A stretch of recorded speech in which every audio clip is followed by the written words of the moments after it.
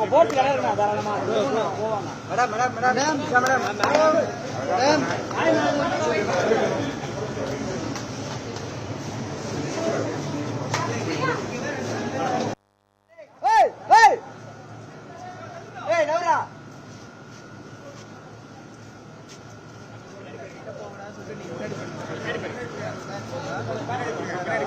அவங்க போட்டு கிடையாது தாராளமா போவாங்க. Madam madam madam madam madam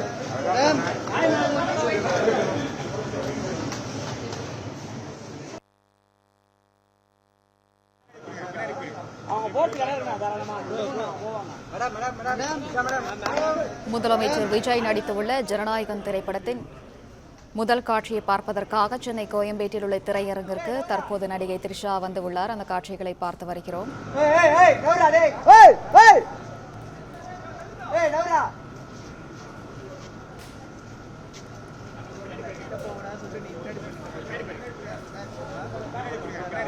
அவங்க போட்டு கிடையாது தாராளமா போவாங்க. Madam madam madam madam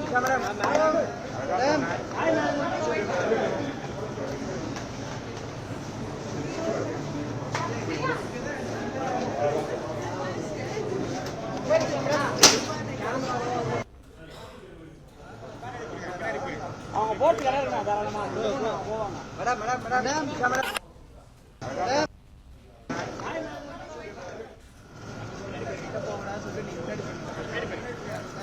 Jananayagan திரைப்படத்தை பார்ப்பதற்காக சென்னை கோயம்பேட்டில் உள்ள திரையரங்கிற்கு நடிகை த்ரிஷா வந்துள்ளார். கூடுதல் விவரங்களை பதிவு செய்கிறார் செய்தியாளர் பாண்டியராஜன். பாண்டியராஜன், வணக்கம். விவரம்.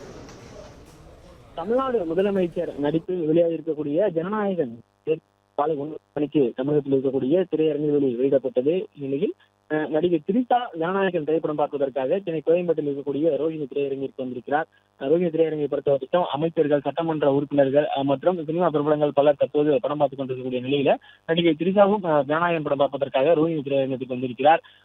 முதலமைச்சர் விஜய் அவர்களுடன் நீண்ட நாள் தோழியாக இருக்கக்கூடிய ஒரு நபராக த்ரிஷா இருக்கிறார். பதவியேற்பு விழாவில் இருந்து முதலமைச்சர் விஜய் அவருக்கு பணிக்கக்கூடிய ஒவ்வொரு தருணங்களிலுமே அவருடைய தோழியாக என்று அவருடைய படங்களை பார்ப்பது இது போன்று நிகழ்வுகள் எல்லாம் அவ்வப்போது நாம் பார்க்கிறோம். தற்போது த்ரிஷா அவர்கள் தமிழக முதலமைச்சர் விஜய் அவர்கள் இருக்கக்கூடிய படத்தை பார்ப்பதற்காக ரோஹிணி திரையரங்கிற்கு வந்திருக்கிறார். முதல் திரைப்படம் முடிந்திருக்கக்கூடிய நிலையில இரண்டாம் படத்திற்காக அவர் தற்போது பார்ப்பதாக வந்திருக்கிறதாக சொல்லப்படுகிறது.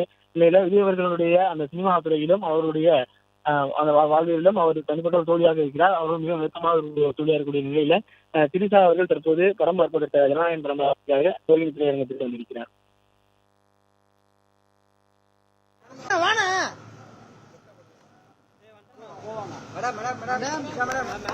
விவரங்களுக்கு நன்றி பாண்டியராஜன்.